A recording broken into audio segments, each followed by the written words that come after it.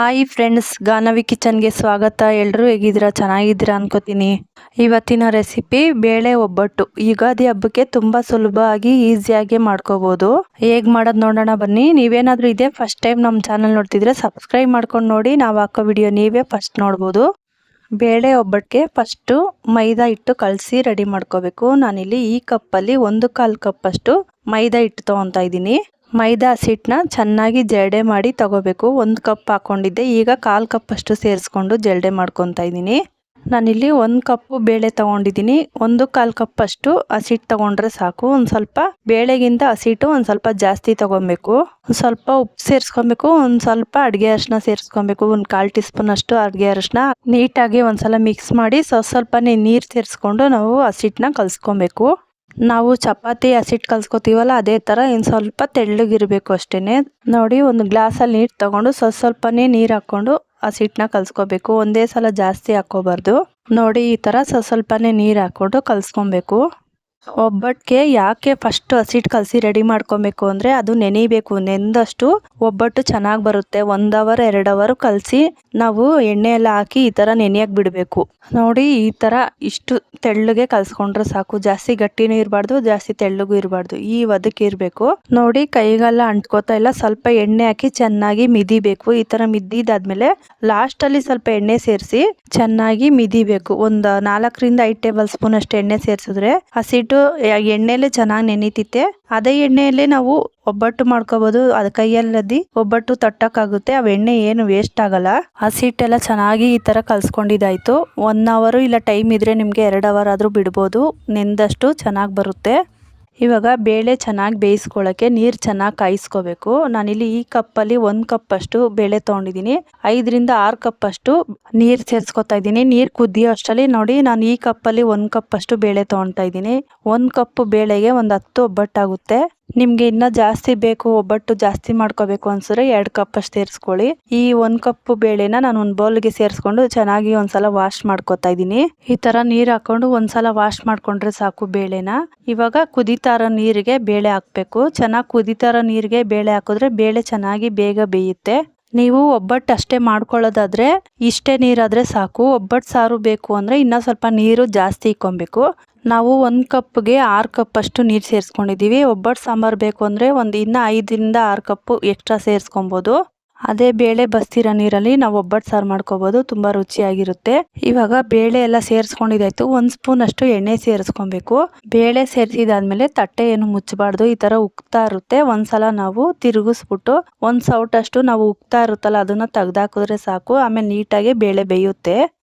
ಒಂದೊಂದು ಬೇಳೆ ಬೇಗ ಬೇಯುತ್ತೆ, ಒಂದೊಂದು ಬೇಳೆ ಲೇಟಾಗಿ ಬೇಯುತ್ತೆ. ನಾವು ಒಂದು 5 ರಿಂದ 10 ನಿಮಿಷಕ್ಕೆ ಒಂದ್ಸಲ ಚೆಕ್ ಮಾಡ್ತಾ ಇರಬೇಕು ಬೇಳೆ ಬೆಂದೈತಾ ಇಲ್ವಾ ಅಂತ. ನಾವು ಬೇಳೆ ಏನಾದರೂ ಕುಕ್ಕರಲ್ಲಿ ಬೇಯಿಸ್ಕೊಬಿಟ್ರೆ ಜಾಸ್ತಿ ಬೆಂದೋಗ್ಬಿಡುತ್ತೆ. ಅವಾಗ ಬೇಳೆ ರುಬ್ಬಿದ್ರೆ ಪಾಯಸ ಥರ ಆಗ್ಬಿಡುತ್ತೆ. ಒಬ್ಬಟ್ಟು ಸರಿಯಾಗಿ ಬರಲ್ಲ. ಈ ಥರ ಪಾತ್ರೆಯಲ್ಲೇ ನೀವು ಬೇಳೆ ಬೇಯಿಸ್ಕೊಳ್ಳಿ. ನಾನಿಲ್ಲಿ ಒಬ್ಬಟ್ಟು ಸಾಂಬಾರು ಮಾಡ್ತಾ ಇದ್ದೀನಿ. ನೀರನ್ನ ಇನ್ನೂ ಎಕ್ಸ್ಟ್ರಾ ನೀರು ಕಾಯಿಸ್ಬಿಟ್ಟು ಸೇರಿಸ್ಕೊತಾ ಇದ್ದೀನಿ. ನೀವೇನಾದರೂ ಸಾಂಬಾರು ಮಾಡ್ಕೊತಾ ಇಲ್ಲ ಅಂದರೆ ಅಷ್ಟೇ ನೀರು ಸಾಕಾಗುತ್ತೆ. ನಾನು ಒಬ್ಬಟ್ಟು ಸಾರು ಮಾಡ್ತಾ ಇದ್ದೀನಿ. ಸ್ವಲ್ಪ ನೀರು ಎಕ್ಸ್ಟ್ರಾ ಸೇರಿಸ್ಕೊತಾ ಇದ್ದೀನಿ. ಇವಾಗ ಬೇಳೆ ಚೆನ್ನಾಗಿ ಬೆಂದಿದೆ. ನೀರನ್ನೆಲ್ಲ ಸೋದಿಸ್ಕೋಬೇಕು. ಈ ಥರ ನೋಡಿ, ಈ ಥರ ಬೇಳೆನೂ ನೀರನ್ನು ಸಪ್ರೇಟ್ ಮಾಡ್ಕೋಬೇಕು. ಈ ನೀರಲ್ಲಿ ನಾವು ಬಸ್ಸಾರು ಮಾಡ್ಕೊಬೋದು. ಬೇಳೆ ಈ ಥರ ಚೆನ್ನಾಗಿ ಬೇಯಿಸ್ಕೋಬೇಕು. ಬೇಳೆನ ಒಂದು 2 ರಿಂದ 3 ಸಲ ಚೆಕ್ ಮಾಡಿ ನೋಡಿ ಚೆನ್ನಾಗಿ ಬೆಂದಿದೆಯಾ ಇಲ್ವಾ ಅಂತ. ನಾನು ಒಬ್ಬಟ್ಟು ಸಾಂಬಾರ್ಗೆ ಸ್ವಲ್ಪ ಹುಣಸೆಹಣ್ಣು ತೊಗೊಂಡಿದ್ದೀನಿ. ಒಂದು ಅರ್ಧ ನಿಂಬೆಹಣ್ಣು ಗಾತ್ರದಷ್ಟು ಹುಣಸೆಹಣ್ಣು. ಇವಾಗ ಬೇಳೆ ಬಸ್ಸಿರೋ ನೀರು ಇದೆಯಲ್ಲ ಅದರಲ್ಲೇ ನಾವು ಹುಣಸೆಹಣ್ಣು ಚೆನ್ನಾಗಿ ನೆನೆಸ್ಕೊಬೇಕು. ನಾನು ಒಬ್ಬಟ್ಟು ಸಾಂಬಾರು ಮಾಡೋದು ಸಪ್ರೇಟ್ ವಿಡಿಯೋ ಹಾಕ್ತೀನಿ. ಈ ವಿಡಿಯೋದಲ್ಲಿ ಬರೀ ಒಬ್ಬಟ್ಟು ಮಾಡೋದು ಮಾತ್ರ ಇರುತ್ತೆ. ನೋಡಿ, ಇವಾಗ ನಾನು 1 ಕಪ್ಪಷ್ಟು ತೆಂಗಿನ ತುರಿ, 1/4 ಕಪ್ಪಷ್ಟು ಬೆಲ್ಲ ತೊಗೊಂಡಿದ್ದೀನಿ. ಯಾವ ಕಪ್ಪಲ್ಲಿ ಬೇಳೆ ತೊಗೊಂಡಿದ್ದೀವೋ ಅದೇ ಕಪ್ ಅಳತೆ ಬೆಲ್ಲ ತೊಗೋಬೇಕು. 1 ಕಪ್ ಬೇಳೆಗೆ ನಾನಿಲ್ಲಿ 1/4 ಕಪ್ಪಷ್ಟು ಬೆಲ್ಲ ತೊಗೋತಾ ಇದ್ದೀನಿ. ಇಷ್ಟು ಹಾಕ್ಕೊಂಡ್ರೆ ಸಾಕು. ನಾವು 1 ಕಪ್ಗೆ 1 ಕಪ್ ಸೇರಿಸ್ಕೊಂಡ್ರೆ ಸ್ವೀಟು ಜಾಸ್ತಿ ಆಗ್ಬಿಡುತ್ತೆ. 1 ಕಪ್ ಅಷ್ಟು ತೆಂಗಿನ ತುರಿ ಸೇರಿಸ್ಕೊಂಡ್ರೆ ಸಾಕು. ನಿಮಗೆ ಸ್ವೀಟ್ ಜಾಸ್ತಿ ಬೇಕು ಅನ್ಸರೆ 1 ಕಪ್ಪು ಬೆಲ್ಲ ತೊಗೊಳ್ಳಿ. ಇವಾಗ ಸ್ಟವ್ ಮೇಲೆ ಒಂದು ಪಾತ್ರೆ ಇಟ್ಕೊಬೇಕು. ಪಾತ್ರೆ ಸ್ವಲ್ಪ ಗಟ್ಟಿ ಪಾತ್ರೆನೇ ಇರಬೇಕು. ಬೇಳೆ ಬೇಯಿಸ್ಕೊಂಡಿದ್ನಲ್ಲ ನಾನು ಅದೇ ಪಾತ್ರೆಯಲ್ಲೇ ಮಾಡ್ಕೊತಾ ಇದ್ದೀನಿ. 1/4 ಕಪ್ಪಷ್ಟು ಬೆಲ್ಲ ಸೇರಿಸ್ಕೊಂಡಿದ್ದಾಯ್ತು. ಇದಕ್ಕೆ 1/4 ಕಪ್ಪಷ್ಟು ನೀರು ಸೇರಿಸ್ಕೊಂಡ್ರೆ ಸಾಕು. ಫ್ರೆಂಡ್ಸ್, ಈ ವಿಡಿಯೋ ಎಂಡರ್ಗೂ ನೋಡಿ, ಎಲ್ಲೂ ಸ್ಕಿಪ್ ಮಾಡಬೇಡಿ. ನಮ್ಮ ಚಾನಲಲ್ಲಿ ಒಳ್ಳೊಳ್ಳೆ ರೆಸಿಪಿ ಇದೆ. ನಿಮಗೆ ಟೈಮ್ ಇದ್ದರೆ ಒಂದ್ಸಲ ಚೆಕ್ ಮಾಡಿ. ಬೆಲ್ಲ ಎಲ್ಲ ಚೆನ್ನಾಗಿ ಕರಗಿದಾಗಿದೆ. ಇವಾಗ 1 ಕಪ್ ಅಷ್ಟು ತೆಂಗಿನ ತುರಿ ಸೇರಿಸ್ಕೊಂಡಿದ್ದೀನಿ. ಅದನ್ನೆಲ್ಲ ನೀಟಾಗಿ ಮಿಕ್ಸ್ ಮಾಡಿಕೊಂಡು ಬೇಳೆ ನಾವು ಬೇಯಿಸಿ ರೆಡಿ ಮಾಡ್ಕೊಂಡಿದ್ವಲ್ಲ ಅದನ್ನು ಸೇರಿಸ್ಕೋಬೇಕು. ನೀವು ಸಾಂಬಾರು ಮಾಡ್ಕೊಳ್ಳೋದಾದರೆ ಇದರಲ್ಲೇ ಒಂದು ಸೌಟಷ್ಟು ಬೇಳೆ ತೆಗ್ದಿಕ್ಕೊಬೇಕು. ಅದನ್ನು ಸಾಂಬಾರಿಗೆ ರುಬ್ಬಾಗ ಸೇರಿಸ್ಕೊಬೇಕು. ನಾನಿಲ್ಲಿ ಒಂದು ಸ್ವಲ್ಪ ಬೇಳೆ ತೆಗ್ದು ರೆಡಿ ಮಾಡ್ಕೊಂಡಿದ್ದೀನಿ ಸಾಂಬಾರಿಗೆ. ನೋಡಿ ನೀಟಾಗಿ ಬೇಳೆ ಎಲ್ಲ ಮಿಕ್ಸ್ ಮಾಡ್ಕೊಂಡಿದ್ದಾಗಿದೆ. ಇವಾಗ ಇದನ್ನ ತಣ್ಣಗಾಗ್ಬಿಡ್ಬೇಕು. ತಣ್ಣಗಾದ್ಮೇಲೆ ನಾವು ಮಿಕ್ಸಿ ಜಾರ್ಗೆ ಸೇರಿಸ್ಕೊಂಡು ರುಬ್ಕೊಬೇಕು. ನೋಡಿ ಅದಕ್ಕೆ ಫಸ್ಟ್ ಹಸಿಟ್ಟು ಕಲಸಿ ರೆಡಿ ಮಾಡ್ಕೊಂಬಿಟ್ರೆ ಬೇಳೆ ಬೇಯಿಸಿ ಬೇಳೆ ರುಬ್ಬೋದು ಎಲ್ಲ ಸ್ವಲ್ಪ ಟೈಮ್ ಹಿಡಿಯುತ್ತೆ. ಆವಾಗ ಹಸಿಟ್ಟು ಚೆನ್ನಾಗಿ ನೆಂದಿರುತ್ತೆ. ನೋಡಿ ಪಾತ್ರೆಯಲ್ಲಿ ನಾನು ಸ್ವಲ್ಪ ಹೊತ್ತು ಬಿಟ್ಟಿದ್ದೆ. ಬೇಳೆ ಎಲ್ಲ ಚೆನ್ನಾಗಿ ತಣ್ಣಗಾಗಿದೆ. ಇದನ್ನ ಪೂರ್ತಿಯಾಗಿ ಮಿಕ್ಸಿ ಜಾರಲ್ಲಿ ಸೇರಿಸ್ಕೊಂಡು ನೀರು ಹಾಕೋಬಾರ್ದು, ಹಾಗೆ ರುಬ್ಕೋಬೇಕು. ಆನ್ ಆಫ್ ಮಾಡಿಕೊಂಡು ರುಬ್ಕೋಬೇಕು. ಬೇಳೆ ಎಲ್ಲ ಸೇರಿಸ್ಕೊಂಡಿದ್ದಾಯ್ತು. ಅದೇ ಪಾತ್ರೆಯಲ್ಲಿ ನಾವು ಒಬ್ಬಟ್ಟು ಸಾರು ಮಾಡ್ಕೋಬೋದು.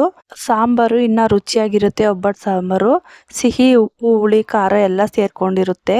ನೋಡಿ ಈ ಥರ ನುಣ್ಣಗೆ ರುಬ್ಕೊಂಡಿದ್ದಾಯ್ತು. ಇದು ನೀರು ಹಾಕ್ದಂಗೆ ಈ ಥರ ನುಣ್ಣಗೆ ರುಬ್ಕೋಬೇಕು. ಈ ಥರ ಉಂಡೆ ಮಾಡೋಕ್ಕೆ ನಮ್ಗೆ ಸಿಗಬೇಕು. ನೀವು ಬೇಳೆ ಕರೆಕ್ಟಾಗಿ ಬೇಯಿಸ್ಕೋಬೇಕು. ಆವಾಗ ಈ ಥರ ನುಣ್ಣಗೆ ರುಬ್ಕೋಬೋದು. ಬೇಳೆ ಅರ್ಧಂಬರ್ಧ ಬೆಂದಿದ್ರೆ ಈ ಥರ ಹೂರ್ಣ ಬರೋಲ್ಲ ನೀಟಾಗಿ. ಬೇಳೆ ಒಂದು ಚೆನ್ನಾಗಿ ನೋಡಿ ಬೇಯಿಸ್ಕೊಳ್ಳಿ, ನೀಟಾಗಿ ಒಬ್ಬಟ್ಟು ಚೆನ್ನಾಗಿ ಬರುತ್ತೆ. ನೋಡಿ ರುಬ್ಬಿರೋದ್ನೆಲ್ಲ ಒಂದು ಬೌಲ್ಗೆ ಸೇರಿಸ್ಕೊತಾ ಇದ್ದೀನಿ. ಇಷ್ಟಾಗಿದೆ 1 ಕಪ್ಪು ಬೇಳೆಗೆ ಒಂದು 10 ಒಬ್ಬಟ್ಟು ಆಗುತ್ತೆ. ನೀವು ಇನ್ನ ಚಿಕ್ಕದಾಗಿ ಮಾಡ್ಕೋತೀರಿ ಅಂದರೆ ಜಾಸ್ತಿ ಆಗುತ್ತೆ. ದೊಡ್ಡದಾಗಿ ಮಾಡ್ಕೊಂಡ್ರೆ ಒಂದು 8 ಒಬ್ಬಟ್ಟು ಆಗುತ್ತೆ. ರುಬ್ಬಿದಾದ್ಮೇಲೆ ಈ ಥರ ಉಂಡೆ ಮಾಡಿ ಇಕ್ಕೊಬಿಡಿ. ನೋಡಿ 10 ಆಗಿದೆ. ಈ ಥರ ಉಂಡೆ ಮಾಡಿ ಇಕ್ಕೊಂಡ್ರೆ ನಾವು ಸ್ವಲ್ಪನೇ ಹಸಿಟ್ಟು ತೊಗೊಂಡು ತಟ್ಟಿ ಬೇಗನೆ ಮಾಡ್ಕೋಬೋದು. ನೋಡಿ ಹಸಿಟ್ಟು ಚೆನ್ನಾಗಿ ನೆಂದಿದೆ. ಈ ಥರ ನೆಂದಿರಬೇಕು. ಒಂದು 2 ಅವರ್ ಬಿಟ್ಟಿದ್ದೀನಿ ನಾನು. ನೋಡಿ ಎಷ್ಟು ಚೆನ್ನಾಗಿ ನೆಂದಿದೆ ಹಸಿಟ್ಟು. ಈ ಥರ ಎಳೆದ್ರೆ ಹಾಗೆ ಬರಬೇಕು. ಈ ಥರ ಹಸಿಟ್ಟು ಕಲಿಸ್ಕೊಬೇಕು. ಒಬ್ಬಟ್ಟು ಅಷ್ಟೇ ತುಂಬ ಚೆನ್ನಾಗಿ ಬರುತ್ತೆ.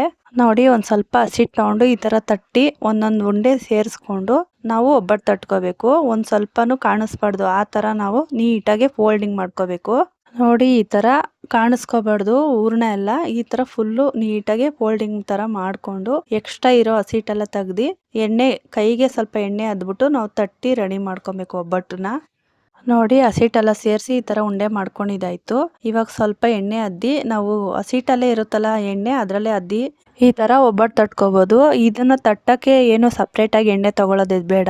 ಅದರಲ್ಲೇ ಎಕ್ಸ್ಟ್ರಾ ಎಣ್ಣೆ ಇರುತ್ತಲ್ಲ ಅದನ್ನೇ ಕೈಗೆ ಅದ್ದಿ ನಾವು ಈ ಥರ ತಟ್ಕೋಬೋದು. ನೋಡಿ ಈ ಥರ ನೀಟಾಗಿ ಎಷ್ಟು ಅಗಲ ಬೇಕೋ ಅಷ್ಟು ದೊಡ್ಡದಾಗಿ ತಟ್ಕೋಬೋದು. ಚಿಕ್ಕದಾಗಾದ್ರೂ ತಟ್ಕೋಬೋದು. ಈ ಥರ ಗಟ್ಟಿ ಕವರ್ ತಗೋಬೇಕು. ನಾನಿಲ್ಲಿ ಸನ್ಪ್ಯೂರ್ ಆಯಿಲ್ ಇದೆಯಲ್ಲ ಅದೇ ಕವರ್ ತಗೊಂಡಿದ್ದೀನಿ. ಇಲ್ಲ ಸೀರೆ ಕವರು, ಬಟ್ಟೆ ಕವರ್ ಯಾವ್ದಾನ ಇರುತ್ತಲ್ಲ ಅದನ್ನ ತಗೊಬೋದು. ಇಲ್ಲ ಬಟರ್ ಪೇಪರ್ ಆದ್ರೂ ತಗೋಬೋದು. ಇಲ್ಲ ಬಾಳೆ ಎಲೆ ಆದ್ರೂ ತಗೊಂಡು ಈ ಥರ ತಟ್ಟಿ ನಾವು ಒಬ್ಬಟ್ಟು ಮಾಡ್ಕೋಬೋದು. ನೋಡಿ ಕವರ್ ಎಷ್ಟಾಗ್ಲ ಇದೆಯೋ ಅಷ್ಟಾಗ್ಲೂ ತಟ್ಕೋಬೋದು. ಇವಾಗ ತಟ್ಟಿದಾಯ್ತು. ಸ್ಟವ್ ಮೇಲೆ ಒಂದು ತವ ಇಟ್ಕೊಂಡಿದ್ದೀನಿ. ತವ ಬಿಸಿ ಆದ್ಮೇಲೆ ಸ್ವಲ್ಪ ಎಣ್ಣೆ ಸೇರಿಸಿ ಈ ಒಬ್ಬಟ್ಟನ್ನ ತಟ್ಟಿರೋದನ್ನ ಸೇರಿಸ್ಕೊಬೇಕು. ಈ ಥರ ನಾವು ಒಬ್ಬಟ್ಟು ಮಾಡಿ ಹಾಕಿದಾದ್ಮೇಲೆ ಸೈಡಲ್ಲಿ ಸ್ವಲ್ಪ ಎಣ್ಣೆ ಸೇರಿಸ್ಕೊಬೇಕು. ಎಕ್ಸ್ಟ್ರಾ ಎಣ್ಣೆ ಇರುತ್ತಲ್ಲ ಅದನ್ನೇ ಸೇರಿಸ್ಕೊಬೋದು. ಈ ಥರ ಸಣ್ಣ ಉರಿಲೇ ನಾವು ತಿರುವಾಕಿ ಬೇಯಿಸ್ಕೋಬೇಕು. ನೋಡಿ ಒಬ್ಬಟ್ಟು ಎಷ್ಟು ಸೂಪರಾಗಿ ಬಂದಿದೆ. ಈ ಥರ ಸಣ್ಣ ಉರಿಲಿ ಇಟ್ಕೊಂಡು 2 ಕಡೆನೂ ಚೆನ್ನಾಗಿ ಬೇಯಿಸ್ಕೋಬೇಕು. ದೊಡ್ಡ ಉರಿಲಾದ್ರೆ ಒಬ್ಬಟ್ಟೆಲ್ಲ ಸೀದೋಗ್ಬಿಡುತ್ತೆ. ನೋಡಿ ಅವಾಗ ಈ ಥರ ತಿರುವಾಕಿ ಚೆಕ್ ಮಾಡ್ಕೋತಾ ಇರಬೇಕು. ಇಲ್ಲಾಂದ್ರೆ ಹಾಗೆ ಬಿಟ್ರೆ ಸೀದೋಗ್ಬಿಡುತ್ತೆ. ಒಬ್ಬಟ್ಟನ್ನೆಲ್ಲ ಒಂದು ತಟ್ಟೆಗೆ ಸೇರಿಸ್ಕೊಬೇಕು. ಒಂದ್ರ ಪಕ್ಕ ಒಂದು ಹಾಕೊಬೇಕು. ಒಂದ್ರ ಮೇಲೆ ಒಂದು ಹಾಕಿದ್ರೆ ಫುಲ್ಲು ಕಿತ್ತೋಗ್ಬಿಡುತ್ತೆ ಒಬ್ಬಟ್ಟೆಲ್ಲ. ಇವಾಗ ಇದೇ ಥರ ಇನ್ನೊಂದು ಒಬ್ಬಟ್ಟು ಮಾಡ್ಕೋತಾ ಇದ್ದೀನಿ. ಇಷ್ಟು ಹಸಿಟ್ಟು ತೊಗೊಂಡ್ರೆ ಸಾಕು. ಈ ಕೈಯಲ್ಲೇ ಈ ಥರ ನಾವು ಎಷ್ಟು ಬೇಕೋ ಅಷ್ಟು ದೊಡ್ಡದಾಗಿ ಮಾಡ್ಕೋಬೋದು. ಒಂದು ಉಂಡೆಗೆ ಎಷ್ಟು ಬೇಕೋ ಅಷ್ಟು ಮಾಡ್ಕೊಂಡ್ರೆ ಸಾಕು. ನೋಡಿ ಈ ಥರ ಒಂದು ಉಂಡೆ ಸೇರಿಸ್ಕೊಂಡು ಹಸಿಟ್ಟೆಲ್ಲ ಈ ಥರ ಮೇಲೆಲ್ಲ ಫೋಲ್ಡ್ ಮಾಡ್ಕೋಬೇಕು. ಹಸಿಟ್ಟನ್ನ ಸ್ವಲ್ಪ ಜಾಸ್ತಿನೇ ತಗೋಬೇಕು. ಎಕ್ಸ್ಟ್ರಾ ಹಸಿಟ್ಟು ಬಂದರೆ ನಾವು ತೆಗಿಬೋದು. ಕಡಿಮೆ ತೊಗೊಂಡ್ರೆ ತಟ್ಟವಾಗೆ ಎಲ್ಲ ಕಿತ್ತೋಗ್ಬಿಡುತ್ತೆ. ಈ ಥರ ಹಸಿಟ್ಟು ಎಕ್ಸ್ಟ್ರಾ ತೊಗೊಂಡು ಎಷ್ಟು ಬೇಕೋ ಅಷ್ಟು ತಗೊಂಡಾದ್ಮೇಲೆ ಈ ಥರ ಎಕ್ಸ್ಟ್ರಾ ತೆಗಿಬೋದು. ನೋಡಿ ಹಸಿಟ್ಟು ತೆಗ್ದಿದ್ದಾದ್ಮೇಲೆ ಅದೇ ಥರ ಸ್ವಲ್ಪ ಪ್ರೆಸ್ ಮಾಡಿಬಿಟ್ಟು ಚೆನ್ನಾಗಿ ಉಂಡೆ ಥರ ಮಾಡಿಕೊಂಡು ಒಬ್ಬಟ್ಟನ್ನ ತಟ್ಕೋಬೇಕು. ಈ ಥರ ಮಾಡಿಕೊಂಡ್ರೆ ತುಂಬ ಈಸಿಯಾಗಿ ಮಾಡ್ಕೊಬೋದು. ಒಂದು ಸ್ವಲ್ಪ ಕೈಗೆ ಎಣ್ಣೆ ಅದ್ದಿ ಈ ಥರ ಒಬ್ಬಟ್ಟು ತಟ್ಕೋಬೇಕು. ಆವಾಗ ನೀಟಾಗೆ ಬರುತ್ತೆ, ಒಬ್ಬಟ್ಟು ಚೆನ್ನಾಗಿ ಬರುತ್ತೆ. ನೋಡಿ ಇದೇ ಥರ ಎಲ್ಲ ಒಬ್ಬಟ್ಟು ಮಾಡ್ಕೊಂಡಿದ್ದೀನಿ ನಾನು. ತುಂಬ ಈಸಿಯಾಗಿ ಮಾಡ್ಕೋಬೋದು. ಫಸ್ಟ್ ಟೈಮ್ ಮಾಡ್ಕೊಳ್ಳೋದಾದರೆ ನೀವು ಏನು ಹೆದರ್ಕೊಳ್ಳೋಂಗಿಲ್ಲ. ಇದೇ ಅಳತೆಯಲ್ಲಿ ನೀವು ಮಾಡ್ಕೊಳ್ಳಿ, ತುಂಬ ಚೆನ್ನಾಗಿ ಬರುತ್ತೆ. ನೋಡಿ ಯುಗಾದಿ ಹಬ್ಬಕ್ಕೆ ಈ ಥರ ಒಬ್ಬಟ್ಟು ನೀವು ಈಸಿಯಾಗಿ ಮಾಡ್ಕೋಬೋದು. ಇವಾಗ ಒಬ್ಬಟ್ಟೆಲ್ಲ ರೆಡಿ, ಸರ್ವ್ ಮಾಡಿದ್ದೀನಿ. ನೋಡಿ ಎಷ್ಟು ಸೂಪರಾಗಿ ಬಂದಿದೆ. ನೋಡಿ ಒಬ್ಬಟ್ಟೆಲ್ಲ ಈ ಥರ ತಟ್ಟೆಯಲ್ಲಿ ಸಪ್ರೇಟಾಗಿ ಹಾಕೋಬೇಕು. ಒಂದ್ರ ಮೇಲೆ ಒಂದು ಹಾಕಿದ್ರೆ ಕಿತ್ತೋಗ್ಬಿಡುತ್ತೆ. ಒಬ್ಬಟ್ಟೆಲ್ಲ ತಣ್ಣಗಾದ್ಮೇಲೆ ನೀವು ಈ ಥರ ಒಂದ್ರ ಮೇಲೆ ಒಂದು ಜೋಡಿಸ್ಕೊಂಡು ರೆಡಿ ಮಾಡ್ಕೊಬೋದು.